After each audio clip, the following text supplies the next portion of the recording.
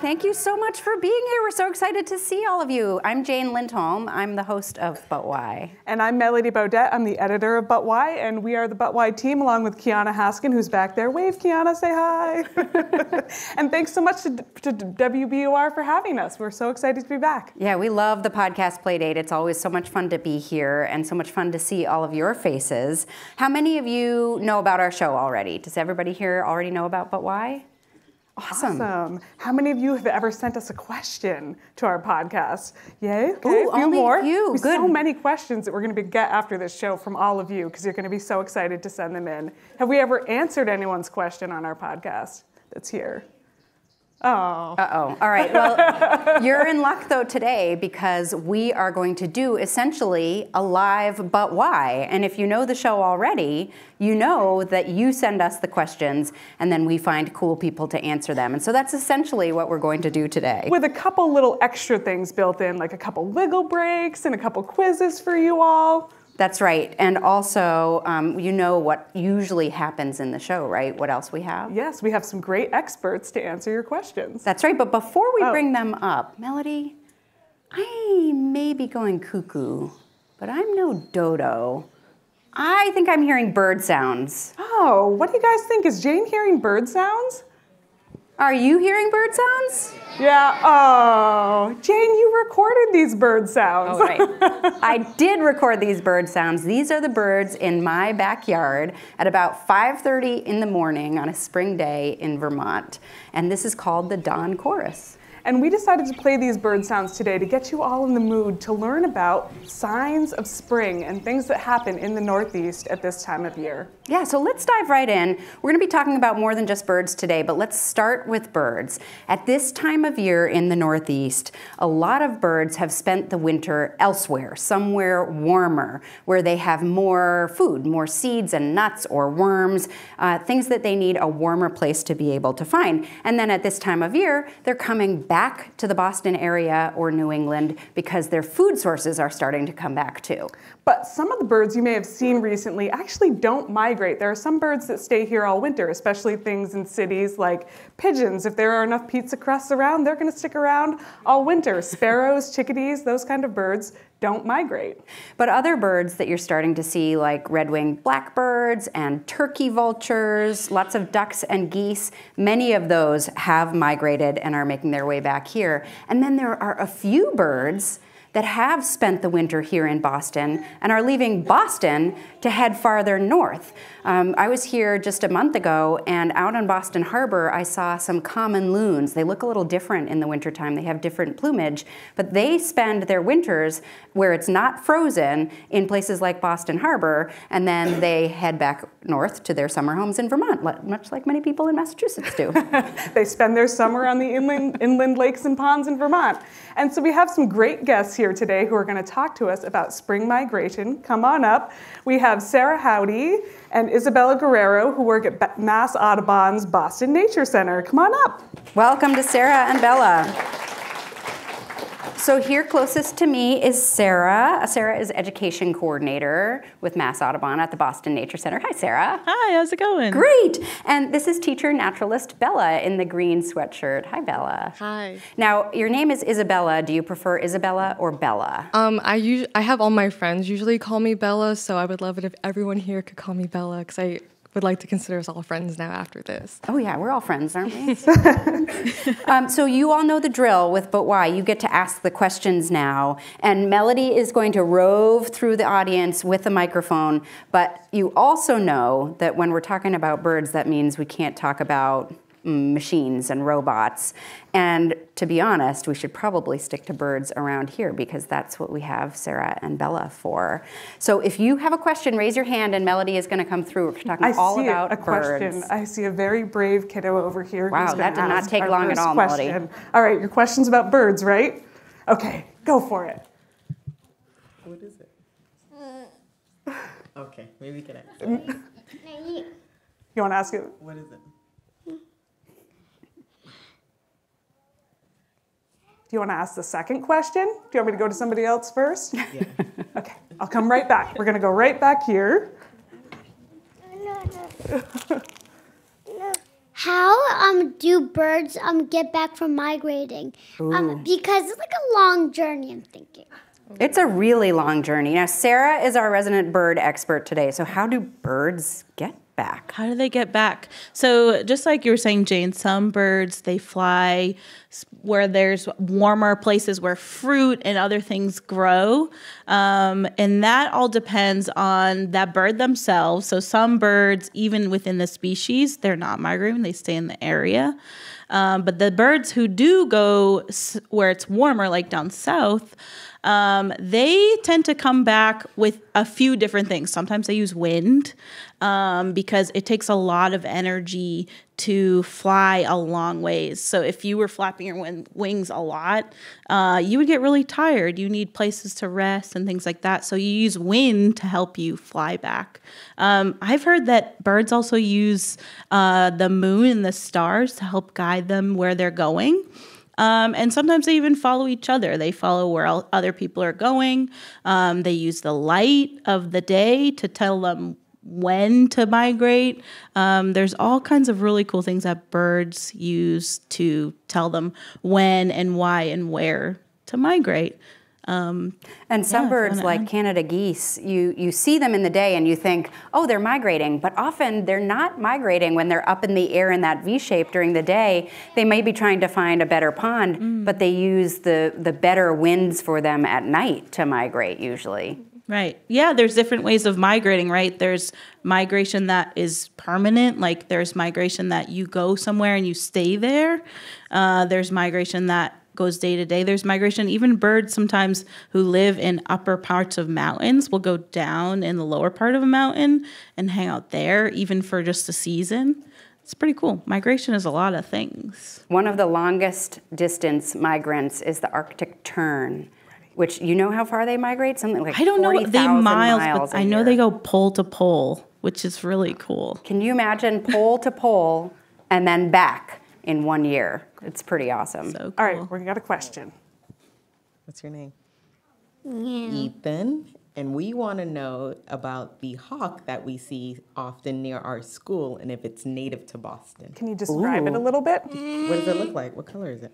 It's red, blue, white, and black. Whoa, that's a really cool. That Very sounds like a colorful really cool bird. Well, you said red to start, and I know of this bird called a red-tailed hawk, which is likely the hawk that lives by your school. Red-tailed hawks are really cool. So they actually have a talon similar to a red-tailed hawk's talon. So they use these talons, they're their feet, right? And if you touch the tips of the talon, their nails, they're very sharp. What do you think they're using these talons for? Ooh. Prey. What did you say? Prey. Prey. Oh, wow. That's a great word. Prey, right? They're catching their prey with it.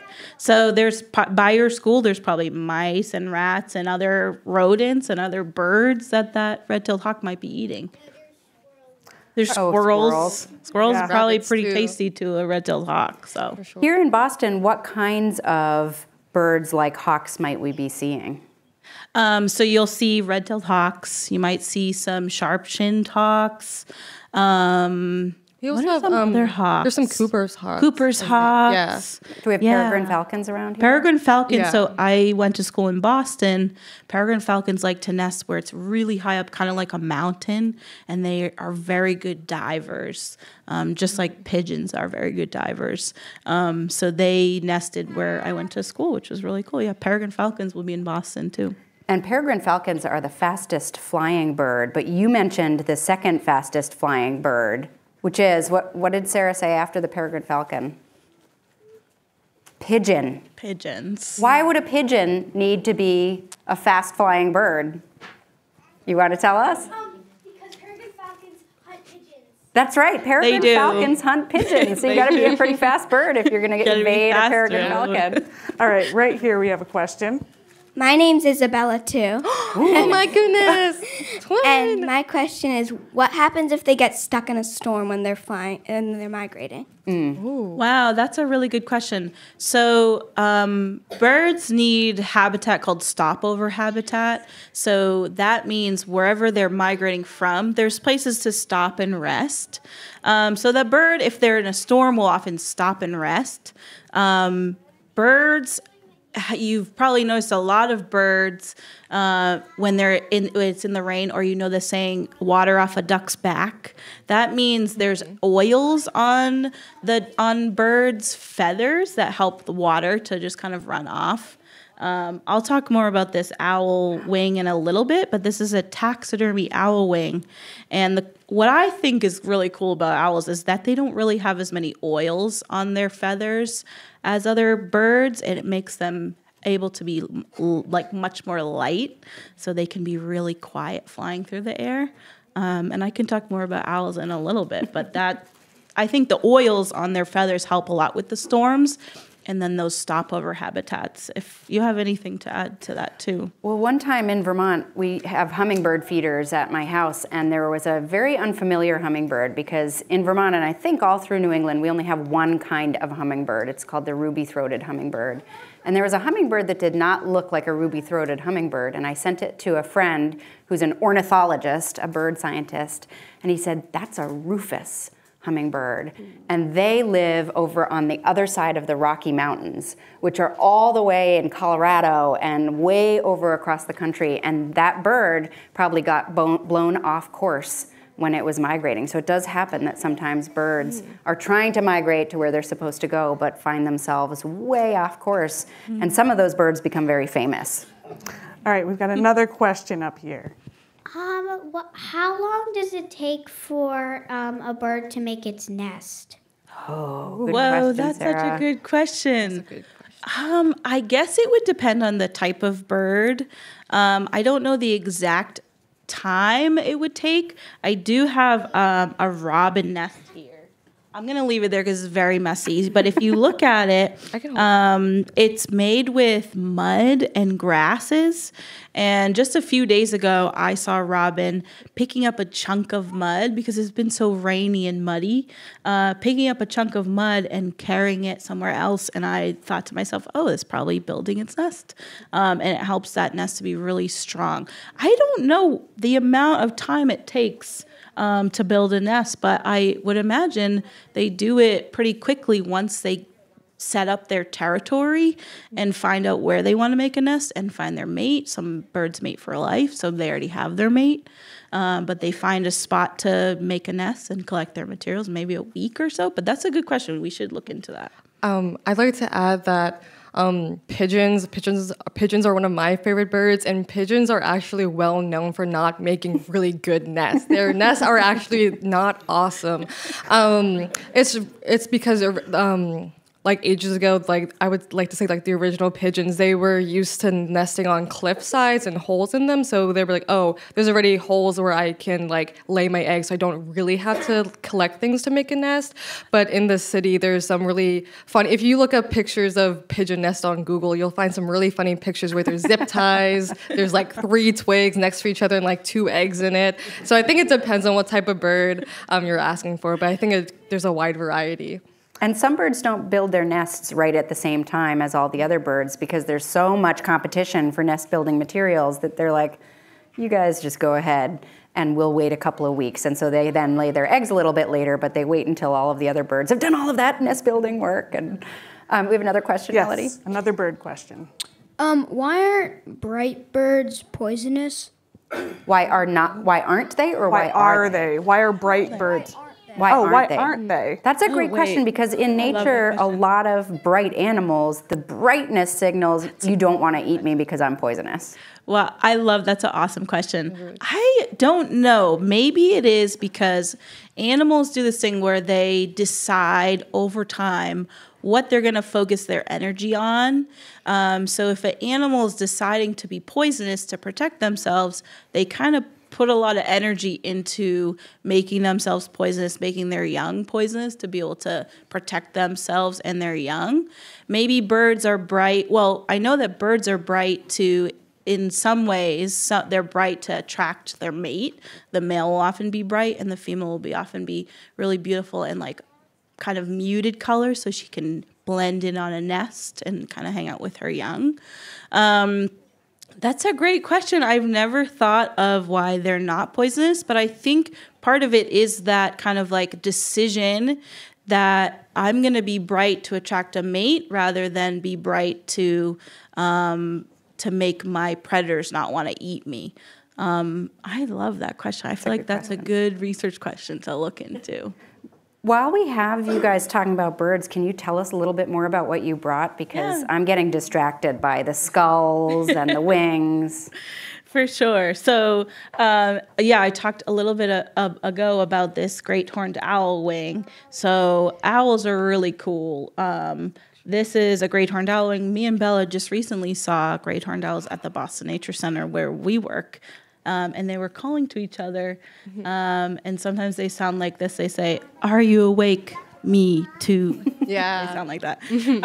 So I brought this wing. And my favorite part about this wing is that on the tip of the wing, it looks like there's a comb. And what this comb does, these serrated parts of the feather, very soft, right? Because there's not a lot of oils like we talked about. It helps splice through the air to be able to catch their prey and sneak up very quietly on their prey. Will you flap that wing and see if we can hear it? I can't hear it. So silent. So quiet, right? So cool. So that's the great horned owl wing. If you have any questions about that, I'm happy to answer. But a very fluffy, very beautiful wing. Here's the skull from the great horned owl. So this is what their skull looks like. It's not a real skull. It's a replica of what their skull is. Everybody hold up 2 fists, right? So if you were an owl, that's how big your eyeballs would be. So their eyes are really big and proportionate to their head. And they have these rings. Does everyone see these rings here? They have these rings that hold their eyeballs in place. They're called sclerotic rings. And they hold their eyeballs in place, and they can't move their eyeballs like left to right or up to down like we can. So that's why they have to move their whole head, right? It's a myth that owls can move all the way 360 around, but they can move pretty far back and come all the way back. They have more spines that we have, and they have those eyeballs to help them. Yeah. I think we have either 7 or 9, and owls have like 14 or something like that. It's pretty cool. Yeah. That's amazing. Yeah, and I have a little, I'll show you one last thing. This is another replica. It's a lot smaller. Does anyone want to guess which bird this belongs to? The beak might give you a little tip. You can shout it out. You, friend. Yeah. A hummingbird? Interesting. The tininess. It's a different bird than that. Any other guesses? I heard someone say. I've heard cardinal. I've heard robin. I heard someone say cardinal. It is a cardinal. So this is. That looks so small compared to what you think a cardinal is going to be. Right. You think because they have big heads, but really is a lot of their head is those big spikes at the top. So pretty cool. And they have less of those sclerotic rings, less of a solid ring to hold their eyeball than the owl. It's pretty cool. That is so cool. We could keep talking about birds, but we want to quiz you now that you have a little bit of bird knowledge. Will you do a quiz with us? And you will have another opportunity to ask your question. That's right. We are going to have more time for questions. Okay. So we are going to put a quiz up on the screen, and we're going to read it out loud. So don't shout out the answer until we've read it, just so that everybody hears and understands the question before we ask it. All right. Ready, Kiana? All right. So here's our first question. Do robins migrate? Yes, no, or sometimes? All right. Who thinks yes? Oh, yeah. Okay. Who thinks no? No. Okay, we got to know the yeses are over here and the no's are over here. Right. Good. Yeah, okay. well seated. Sometimes. Who thinks sometimes?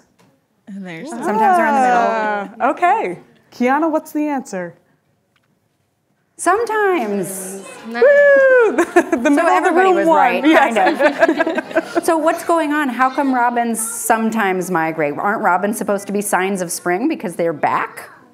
Yeah, so I think a lot of times people think that robins are signs of spring because they start to sing more, right? They're trying to call to their mate.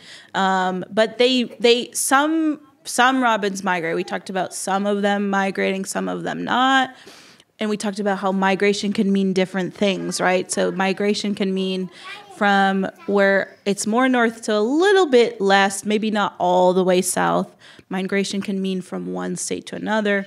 It can mean from one place to another within the same state. So robins are staying where there's food. They're looking for food.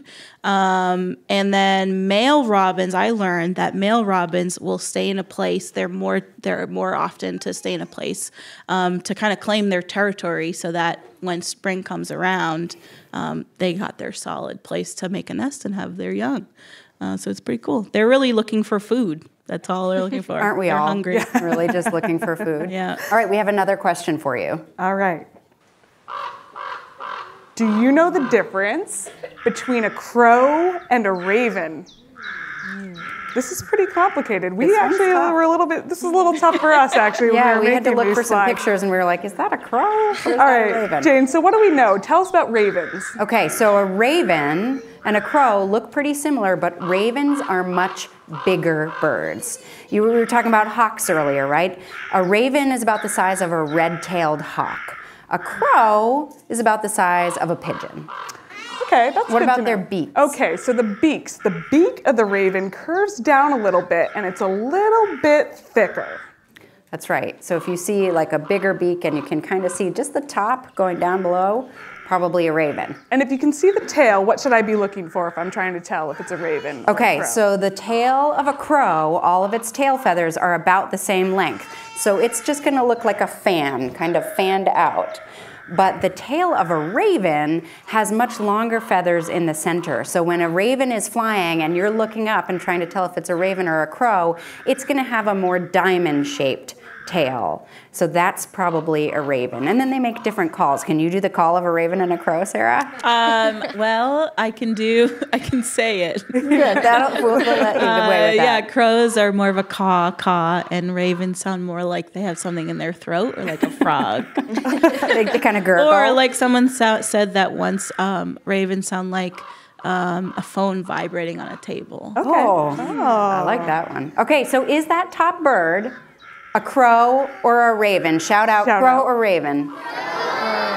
Okay, that's pretty good consensus. So then what is the bottom one? All right, All right. Kiana, are they right? Oh, good job, everybody. All right. You guys are doing great, but I think we could use a little more energy in the room. Yeah, I think we could use a wiggle break, and let's make it an avian wiggle break. Okay, so if you'd like, you can stand up. If you'd like and you're wanna able, keep go ahead and standing? stand up. You cannot bump into your neighbor, even if they're your sibling. But you can be whatever bird you want to be. So we could be crows and ravens. We could be turkey vultures that soar on those thermals. Jane, you could but be a hummingbird. Before we start, I think they need to know what the butt-wise stop sign is. Oh, good call, Melody. We have a but-why stop sign when we do wiggle breaks so that you know when to stop wiggling. What is it? Okay, this. And it's a stop on a dime situation. So when you see this, you want to freeze. All right, I think Does they're everybody ready. have a bird? What bird are you going to be, Sarah? I'll think of it. Okay. Oh, it doesn't even, we're not I'm going to gonna be a reveal. turkey What bird are you going to vulture. be, Bella? Probably a pigeon. A pigeon. You're going to be a turkey I'm going to be a vulture? turkey vulture. They tip and they soar. I'm going to be a ruffed grouse because they like to beat their wings and it sounds like a lawnmower starting up. All right, ready? Everybody ready? Wiggle. Are you all ready to be your birds? 1, 2, 3, go.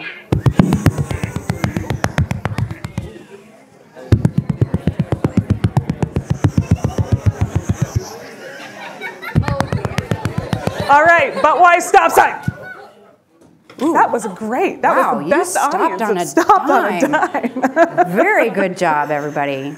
All right, so we've been talking a lot about birds, but let's move on to a different animal. Yeah, let's talk about another animal that migrates in the spring, and this is maybe one that you haven't really thought about that's on the move this time of year. Yeah, they still migrate, but as Sarah was talking about earlier, they're not long-distance migrators. We're going to talk about short-distance migrants that go from upland to a wetter area down below. We are going to learn all about something called mole salamanders, a group of salamanders. And we are going to watch a little movie that we made as part of our Northeast Nature series. Our Northeast Nature series is a series of videos we made for educators, so homeschoolers, home educators, and schools, where every month we have a video about something happening on the northeastern landscape during that month. So let's get in the mood by watching our video about salamanders.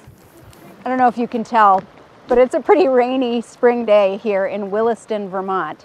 And we are going to use this weather to help us talk about something special: mole salamanders. Now, when you think about moles, where do you picture them living? Underground, right? Well, that's also where mole salamanders live, except during a very specific time of year, early spring, when they go from upland, where they are hibernating for the winter, down to vernal pools to mate. So today we're going to learn a little bit more about what they're doing at this time of year. And I'm joined by herpetologist Kate Kelly. Hey, Kate. Hey, nice to see you, Jane. Nice to see you too. Now, I mentioned vernal pools, and I know that vernal means spring. So a vernal pool is just a spring puddle? Pretty much.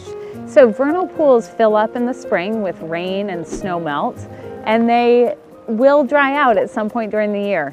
How do those mole salamanders, and when we talk about mole salamanders, let's talk about one in particular, the spotted salamander. It's this beautiful, pretty big salamander, kind of grayish with bright yellow spots on it. It's been up in the hills. How does it get to the vernal pool? Yeah, so in the spring, usually on these first rainy nights of the spring, has to be above freezing, but not by much.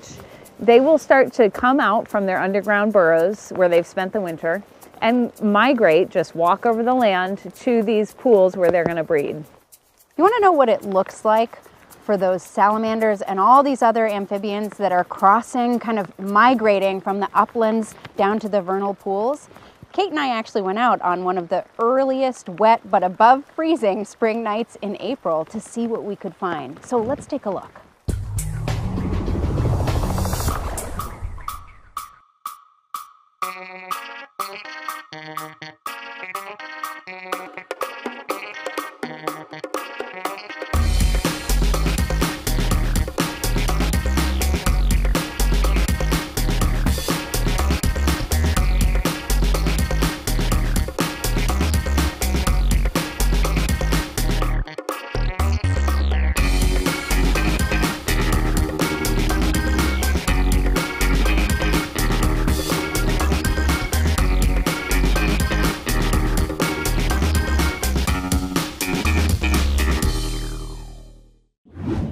That was so cool. I loved seeing spotted salamanders because even though I walk in the woods a lot here in Vermont, I never see them.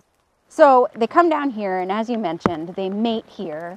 And then what happens to their eggs? How does that all happen? So the eggs are laid in the pools. They are sort of enclosed by a layer of jelly, and each female will lay up to about 4 egg masses, so bunches of eggs. Each of those masses maybe has somewhere between 50 and 100 eggs in it.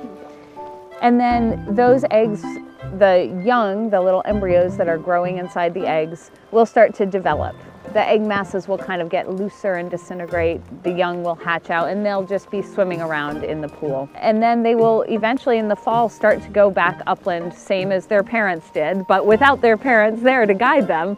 And they need to go up and find a good spot to spend the winter.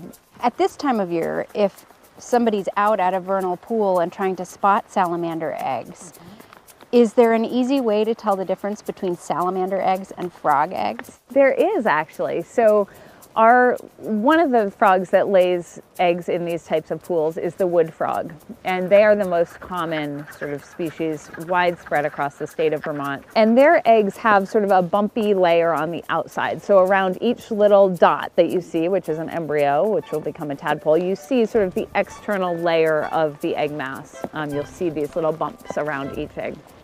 Salamander eggs have an extra layer of jelly around the entire egg mass. So it's like a solid ball. When you pick it up, it feels like almost like a softball in your hand. It's very firm.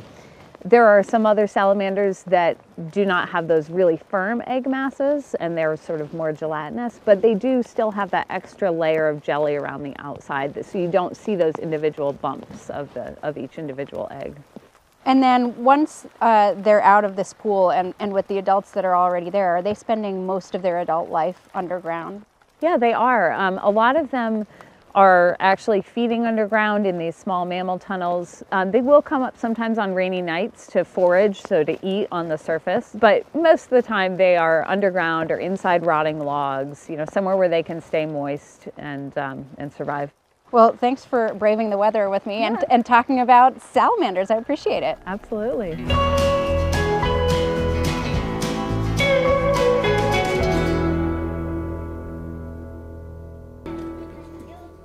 Wasn't that cool to be able to see those salamanders? Where I live in Vermont, I'm right near a big salamander crossing. And sometimes Melody and her daughter Lila, who's over here, have gone out too. We go out and do what's called the bucket brigade, where you help the salamanders cross the road, literally, and the frogs, and you get to see all of them, and otherwise we never see them. We were talking a little bit about vernal pools and salamanders, and Bella is our salamander expert. Are we going to actually be able to find any of those salamanders anywhere near Boston? Because, I mean, a concrete puddle is not the same as a vernal pool. Yeah, so there are vernal pools around Boston. Vernal pools are usually, they're like depressions in the dirt, so where water can easily collect and stay there for a long time. But at the Boston Nature Center, we actually do have salamanders there. A lot of the times on the trails, there's trees that have fallen down or really big rocks. Rocks that we're still able to lift up. So what sometimes we do on the trails, if there's a rotten log or a flat rock there, we'll either roll the log over or lift up the rock, and usually we can find like one or two there. I feel like I've seen one at the Boston Nature Center, and it's very, very cool. What are you wearing today? Today I made this salamander pin to be on theme for today. It's just made out of felt, hot glued with some cardboard, hot glued to some pins. Very DIY, but if anyone would love a salamander craft session, we at the Boston Nature Center, me and Sarah, we try to incorporate art as much as possible into our program. So if anyone is interested in that, please let me know. And it looks like your salamander looks a lot like the one we have up here. And this is an eastern newt, but in this stage, it's called a red eft. Can you tell us about red efts? Yeah, so I think it's in this stage. Obviously they're out of the water. As we can see on the pictures, they have their limbs there, their front and back legs, and their tails were fully developed. I think this is around where they're more like teenagers age. They're not in the water anymore, but they're starting to get out and become into their adulthood. Yeah, red efts, this teenager stage, they can live sometimes for 3 years on land before they turn back into aquatic salamanders, and their tails flatten out a little bit, they grow their gills back, and then they go into the water for their mature stages. But you were asking earlier about poisonous animals, and the red eft stage of the eastern newt is a poisonous stage, and so they're telling us with that color, like, you're not going to want to taste me because I am really gross. For sure, yeah. So do any of you have questions about salamanders? Melody is back in the crowd, and we can talk about salamanders for a little while. So what type of salamanders do we get here in this Boston area? In the Boston area, we get redback salamanders and leadback salamanders. Redback salamanders, they're kind of this same shape, but on their back from their head down to their tail, there's this brighter red stripe that goes all the way down, and their bodies are sort of like a dark gray brown. And the leadback is pretty much a similar thing, but the stripe is more of a darker color, not red at all. And they don't live in the water, are they aquatic salamanders or terrestrial land salamanders? I think those are terrestrial land salamanders, because I've seen some out in some other Mass Audubon sites where we're not we're not very close to vernal pools there, but they could definitely still make the journey, but they're so much inland that's where they are. Yeah. All right, we have another question. So how long is their life, and like how long is their adult life versus child life? Oh, that's a great question. So the vernal pools, they come up in the springtime. So all through the spring and summer, while the water is still there, that's where they're spending their adolescence. So they're going from the egg sac, they're hatching, they're getting their gills, they're getting their limbs, and then throughout the summer, I believe that's at the end. That's when they are able to journey out of the water. I know salamanders sometimes in nature, if lucky, maybe like 3 years of adulthood, but in captivity raised by humans, they can live up to like 25 years. Wow. Wow.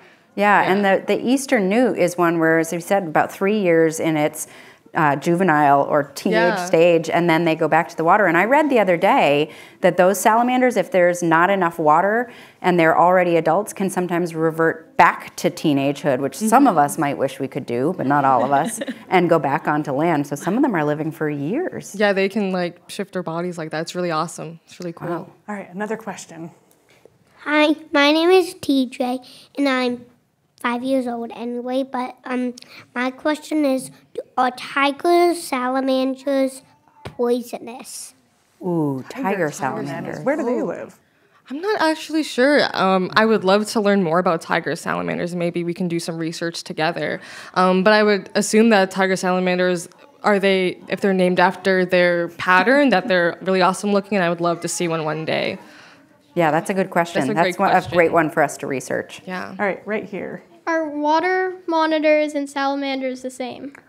Oh my gosh. Can you say that one more time, please? Are water monitors and salamanders the same? I don't know about water monitors. Like, aren't axolotls a type of or like it's a type of lizard or aquatic lizard? Oh, yeah. So like axolotls, they are amphibians, but they are like aquatic, and salamanders aren't necessarily only aquatic. They can be, but they can also breathe on land.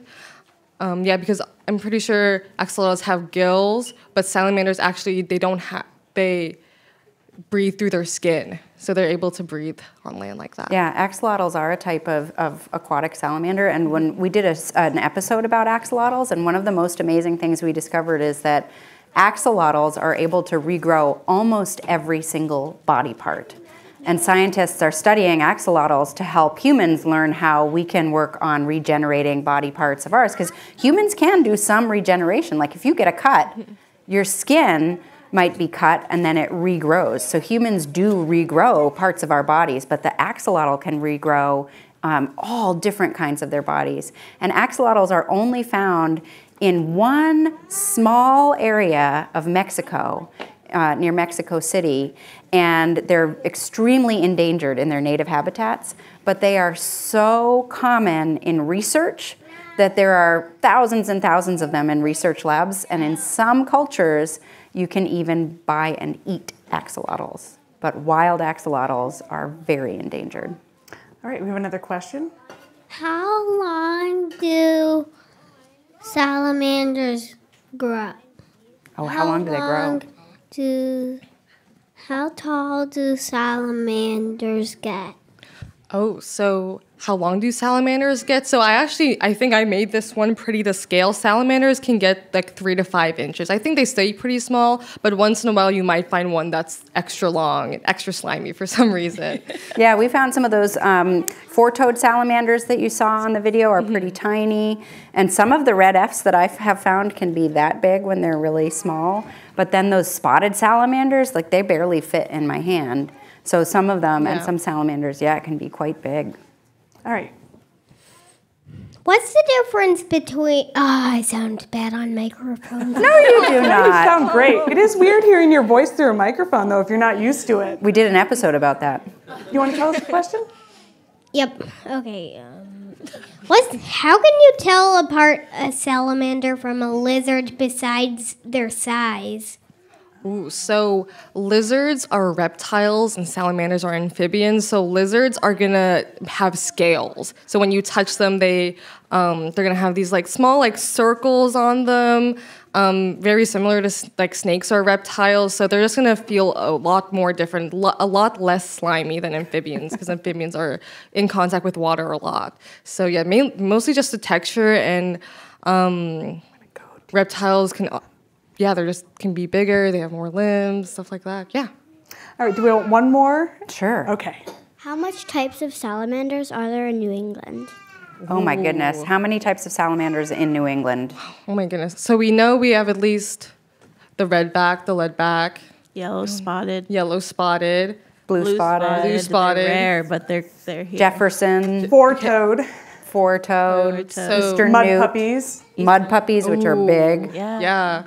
So we have at least 7 so far, and maybe there's some more that we have yet to discover. So Yeah, and those are just the ones that I know about in Vermont and Melody knows about, and there may be more in other parts of New England. Yeah. All right, let's take a pause on salamanders, because again, we're going to have time for more questions, but we're going to quiz you again. And you better have been paying attention to that movie, because you will know the answers to these. You will know the answers to these, yes. Okay, so remember, don't shout it out until we've had a chance to read it for everyone. All right, here's our first question. Where do salamanders lay their eggs? Vernal pools, under logs, or in a burrow? Vernal We've pools. got a good consensus on vernal pools. What's the answer? Vernal pools. Good job, everybody. And does everybody remember what a vernal pool is? What is it? It's a puddle.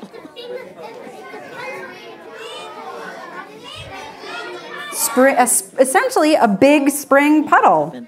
Something that will kind of dry out by the end of the spring or summertime. Yes, and it has to be long enough for the eggs to hatch. I found some frog eggs in a very tiny vernal pool that really is a puddle last week, and I moved them to a slightly bigger vernal pool, which you probably shouldn't do, but I was worried they were going to dry out. Hope and I for the just, best. yeah. But they are food for other animals, so not all those eggs are going to survive, but it was tough to see it poking out of the water. All right, next question.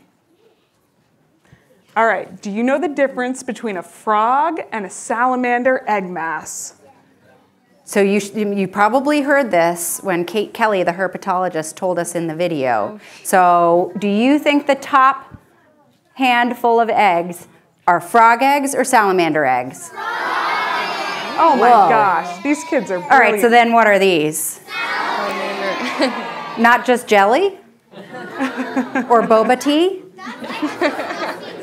Yeah, that's right. So as we learned, frog eggs are more individual, and salamander eggs are coated in this big, gooey, gelatinous mass. Yep. And Bella actually made, they're not actual salamander eggs, but Bella is our resident craftsperson here. It's not actual salamander eggs, but I made some clear slime and I put googly eyes in it. So the googly eyes would be the eggs, and then the slime around is the mass. So I can do a quick ASMR. Maybe. Yeah. But this will be out on the front table after this if anyone wants to play. Is it tough to make your own slime? Can everybody make their own slime? I think anyone can make their own slime. What do you use? I use glue, water, and Elmer's has this slime activator, but I've also heard borax and water, contact solution for your eyes. So I feel like when making slime, experimenting first and making mistakes is definitely part of it.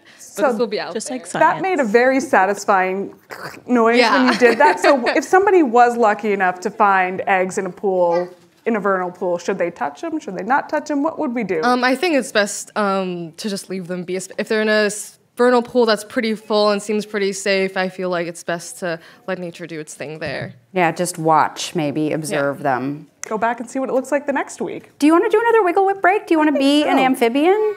We didn't really talk about frogs, but you could even be a frog. And again, we're kind of in a confined space, but if you want to stand up and be an amphibian, you can hop. I like to do the amphibian walk, which is kind of like this. That seems like how they walk. All right, but remember our butt-wise stop sign, all right? You could be a tadpole. You ready? 3, 2, 1, go!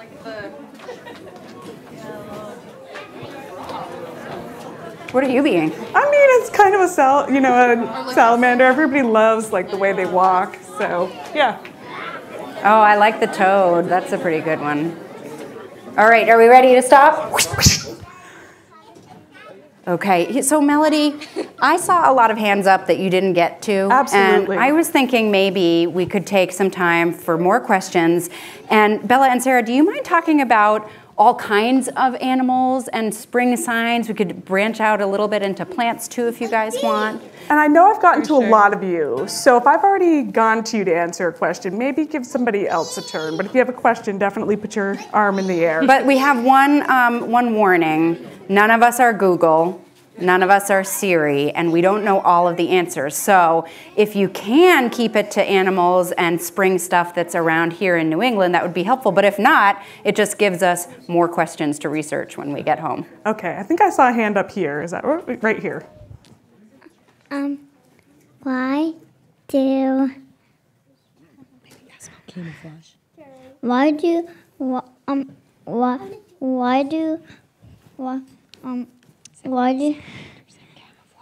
do salamanders camouflage?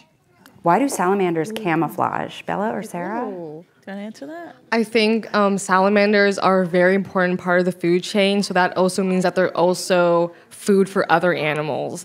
So in New England, the leadback salamander being a darker gray color, being underneath all the leaves and the logs and the branches and all that stuff, it probably helps them be a lot more safe and a lot less susceptible to getting eaten if they're those colors.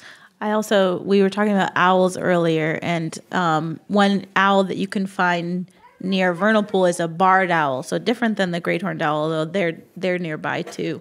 And they love to eat frogs and salamanders because they don't have as much of a taste as we do. So they like to just swallow anything. Skunks. They're probably nice frogs. slurpy going. Like a noodle or something. And then some salamanders are not camouflaged, right? They're bright and they have a different strategy. So instead of trying to avoid predators, they're trying to show themselves to a predator and say, again, I'm not going to be a tasty meal, and you can tell by my spots or my color. Yeah, it's a warning sign for sure. All right, here we go. What do the salamanders eat, like when they're in the pool and when they're like underground? Because there's probably not a lot of food underground. Just like rocks and dirt. All right, so that's a great question, but along with rocks and dirt, we have a bunch of bugs. So salamanders are mainly insectivores, but if you flip over a log and you can also probably find isopods. They're kind of like roly-poly-ish animals, and salamanders love to eat those. Mainly insects and all those other little tiny organisms that are in the dirt. Or in the water when they're Or in the aquatic. water, yeah. All right. How many birds don't migrate? Ooh, that's a good question. So how many birds don't migrate? Well, I do know that about half do migrate, so maybe that means half don't migrate. And then we were talking about different kinds of migration. So not all of them are doing a full migration every time it's cold. Some of them are doing little migrations. So that's a good question. I don't know the exact number and the exact species. 37,200,824,072. What Jane said. Yeah. That's correct. All right, right here. How many salamanders are there in the whole entire world? Oof. I don't know, and I don't even have my phone with me. Yeah. How many salamanders? Like different kinds of salamanders? Of like species? I don't know. I feel like there's so many native to different places. So we have all the ones in North America, all the ones in South America, all the other continents. So I think we're gonna have to come to a world consensus. Hey, how many salamanders, and everyone work in the world together and bring these salamanders together so we can count them all. Maybe we'll Google it, check the internet and see what it tells us. What do we have so far? Hi, my name is Cameron, and I have a question about birds. And I was wondering how do they fly? Oh, it's a good question. So birds have a few different adaptations to help them fly. They have a lot of different birds there's birds that don't necessarily fly too, like penguins. They kind of do more swimming. But birds that do fly, like owls, have hollow bones to make them really light. So they have more strips if you were to cut their bones open, you would see like kind of like string, almost strings of bones. It's not a solid bone like ours would be. Makes them light. And then they have a lot of muscles in their chest to kind of help them to fly using their wings. And they have a lot of feathers that kind of like help propel them as they take off. So that with the muscles, the feathers, and their light bones, kind of like those things help them to fly.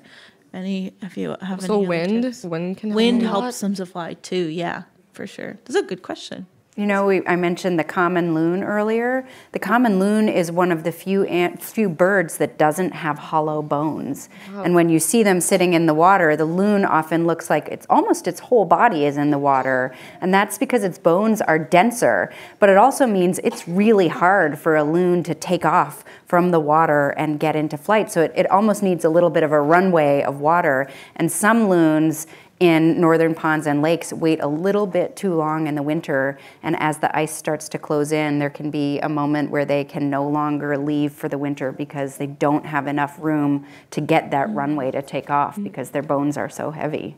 But don't worry, them to dive, right? Yeah. If they're heavier, it helps them to dive for fish. So. What mass Audubon has the most birds right now? That's a great question. Which Mass Audubon site? Yeah. Well, I'm going to do a little plug. We have a competition called Birdathon coming up. And if you all want to join our Birdathon team, you can come. It's a birding competition, and we're going to count as many birds in one weekend as possible. So you can come see me and Bella. You can go around Boston. You can stay in your backyard and count birds. It's a good question. And counting birds, for me, it's kind of like an outdoor video game. So I love to count birds, and together we can count as many birds, and then we can win, and we can be the one that has the most birds. When is that? That's the weekend, I believe, around May 11th. So it's like the second week in May. But if you look on our website, you'll find it, and then join Boston's team. What else can we find at the Boston Nature Center if we go visit? Yeah, me and Bella, you can find us. We're almost always there. You can find cool creatures in our meadow. We have a few different meadows. We have a food forest, which sounds like something you go to buy food for yourself, but it's food for animals to be able to forage, like fruit and other things like that. We have hives that some beekeepers keep. I know you're a beekeeper. We have, a bunch of different types of habitat. There's a river, there's a marsh. We also have our community garden plots, which yesterday we actually had people sign up for our garden plots so people can rent out land there and grow food there. Also, I'd like to say in our meadow, sometimes during the summertime, we'll go on little walks and eat some like wild raspberries there. Yeah. Also, the Boston Nature Center, we have like 3 distinct trails. We also have our resident educational animal, Sammy the corn snake, which is very awesome. Also a bunch of fun activities that you can use while you're there, scavenger hunts, and just a lot of fun things to do. Yeah, it's free to visit. Come visit anytime. Got one more question? Yeah. Where can you find bald eagles? Ooh, that's a good question. Well, bald eagles are actually much more common than they used to be. So you've probably learned about how pesticides can be really bad for different animals. A long time ago, or not too long ago, pesticides were affecting eagles' eggs and making them very thin. And since then, we worked on making the pesticides be less and less so that the eagles can have more and more babies. You can find eagles near ponds and lakes. They really like to eat ducks and hunt for fish. So you can find them. There's a great place in Milton that you can find eagles. There's some other places near Boston. I know Squantum Point has maybe some. They're kind of everywhere, but if you look on different maps, sometimes you can find them, like iNaturalist and eBird and things like that. And then you can go there and find them. Yeah, they're pretty cool. I've seen a bald eagle driving back from Worcester on a long stretch of highway. Whenever I'm in the passenger seat or in the back seat and somebody else is driving, if you look out on the highway, bald eagles really like to hang out on dead trees. So with trees with no leaves and the ones that are kind of like whitish grayish, that's where you can usually find them driving. And then you get all the points. We used to play a game when I was a kid, depending on which side of the car you were on, you got to count all the animals. And usually it was farm animals, but if you saw a bald eagle, you would just 100% win the game in that moment. Game over, you win. My kids and I have been playing a game for about 14 years called 2 Points, and if you name something, you get 2 points.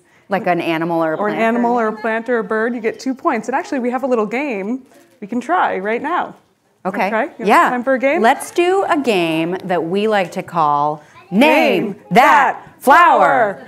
And this is what we're going to send you back off into the world with. We've got some spring ephemerals. What's an ephemeral? An ephemeral is a flower that's only up for a very short time during the year. And that time is about now, actually. April and May. You'll start seeing these things in the woods for a very short time. So this is the one that's okay to scream out if you know the name of the flower. We're going to teach you 4 local flowers that you might see at this time of year. Anybody know what this one is? Pitcher plant.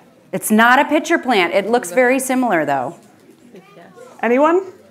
Lila? Jack in the pulpit. This is a jack in the pulpit. This is one of my favorites. We did learn last year when we were making a video about them that they can be a little irritating to people's skin, so you might not want to touch them, but I love jack in the pulpits. In theory, this is supposed to look like this is Jack, and this is a pulpit, which is a structure that some churches have, and so Jack is standing there giving a lecture or a sermon. All right, next one. Oh, yell it out if you know the answer. Looks like a lily, but it's not a lily. Any of the parents recognize this flower from a certain brewery? Oh, I heard it. Trillium. This is trillium. Why is it called trillium? Because it has 3 leaves that are petals that are brightly colored. And they're actually, you have red ones as well. They're sometimes called wake robins. And then pink ones. You can get white ones that have pink on them. These come out at this time of year, and they're a great sign of spring. All right, 2 more. 2 more. The next one is Jane's favorite. Yeah. I like to call this not what it is actually called. I think these flowers look like somebody pulled out their molars, and they look like teeth to me. But that's not what they're called. They're not the tooth flower. This one? This one's a tough one. Okay, Lila again. Dutchman's breeches. Nice. Or breeches. Take your pick, breeches or breeches. Why in the world would they be called Dutchman's breeches? Because they look like little pants hanging from a clothesline.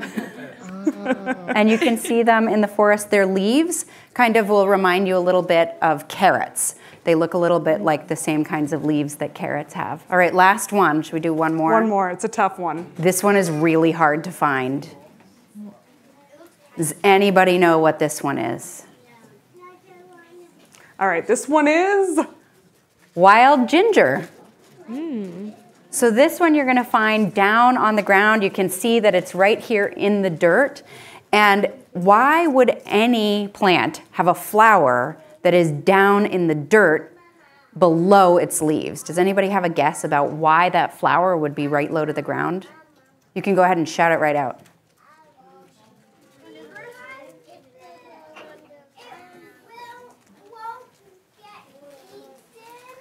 So it won't get eaten? What did you say? To give it shade. That's a great guess too. So this plant actually, because it's small, has the flower right down on the ground because it is actually trying to be kind of eaten. It is trying to get pollinated by ants. Ooh. And so it needs to be low to the ground to attract the ants to it. And so the ants then take the pollen or the nectar and then take it back to their colonies and disperse the plant that way. So it's really hard to see, but you feel a little bit like you have found a treasure, like you're on a treasure hunt when you get to see wild ginger. All right, Jane, we are officially out of time, and we've got to let these folks get outside and see what they can find. I know, now you're armed with all of this knowledge about spring plants and animals. So if you did not get your question answered today, you can always either catch us on your way out, or you can always send a question to us. Our email address is questions@butwhykids.org, or you can submit a question on our website. We've had 14,000 questions since we started, and we're ready for more. 14,000 more. And if you like that video that you saw today, that's part of our series called Northeast Nature. It's designed for schools, but it is available for free on our website. 10 videos, one about something that's happening each month. And this summer, we're gonna film the July and August ones, so we have a full year of things happening in the Northeastern landscape. And we also have a series that we've just launched on YouTube called But Why Bites, which are 1-minute video episodes for all of you. We have a little gift for all of you before you go. We have little wildlife tracking cards that Vermont Fish and Wildlife have made, and so you can keep it in your pocket, and if you see any tracks in the woods, you can find your animal. My daughter Lila is at the door. She'll be handing those out. And we want to say a really giant thank you to Mass Audubon and Boston Nature Center, and especially Sarah Howdy and Isabella Guerrero for being with us today. Thank you so much. They also have things to hand out, and they're going to be at our But Why table for a little while with us, and they can answer more of your questions. And come over and say hi at our table. If any of you are a teacher or a homeschool family, we have a small number of workbooks that go with the video series about Northeast Nature that we can give to you. Thanks to WBUR. Go buy our books in the lobby. Come ask us questions. And thanks to all of you, budding naturalists. Thanks for being here. Thank you so much.